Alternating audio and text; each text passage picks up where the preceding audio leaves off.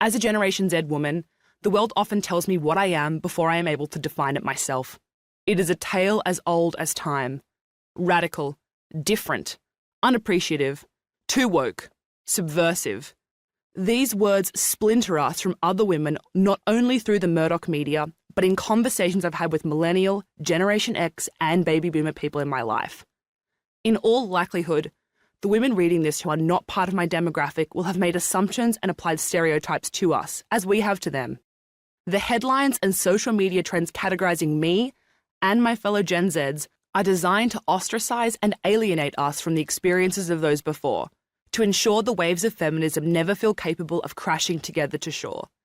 While my experiences are innately my own, I hope to offer perspectives that have the energy and the potential to branch into new territory of questions, privileges, and niches that still remain somewhat uncharted, a future that has been supported by the women who came before us. You may not agree with me, but I'll try my best to show you how I've ended up on the path I currently walk. If you wince at my age, if you cringe at my thought processes and judgments with the insight of being further into your life than me, I understand. But I want to ask why things had to be so hard for you. I want to ask on behalf of my generation how we ensure that does not continue. Sometimes naivety is a key ingredient of change. My lack of understanding says, that does not make sense. It shouldn't have been that way for you, and I do not want it to be that way for me. I shouldn't have to tolerate or endure sex with my partner. I do not need to spend in excess of $50,000 on a wedding to legitimize my relationship. Why is having children the default? And are we capable of talking openly and honestly about the roads we regret not taking? I hope this book is one giant fucking problem for men, for patriarchy, and for the continued existence of taboos. I want you to be more difficult, more inconvenient, and more uncomfortable than before you read it. I want you to challenge the status quo and break the uncomfortable silence you've been sitting in. In a review of Greta Gerwig's billion-dollar feminist film, Barbie, Dr. Simon Longstaff narrows in on the central message of the film that so many missed. How many of us consciously embrace our humanity and all of the implications of doing so? How many of us wonder about what it takes to become fully human? Gerwig implies that far fewer of us do so than we might hope.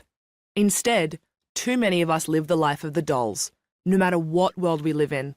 We are content to exist within the confines of a box, to not think or feel too deeply, to not have our lives become more complicated as happens when the rules and conventions, the morality, of the crowd is called into question by our own wondering.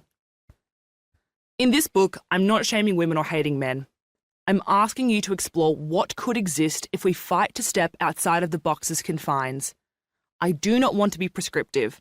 I want to invite wonder. It is taboo for women to say we do not want to have casual sex. It is taboo to enjoy casual sex without strings or emotions. It is taboo to exist in your body comfortably without positive or negative feelings about it. It is taboo to choose something for yourself without consulting, seeking advice from, or considering others.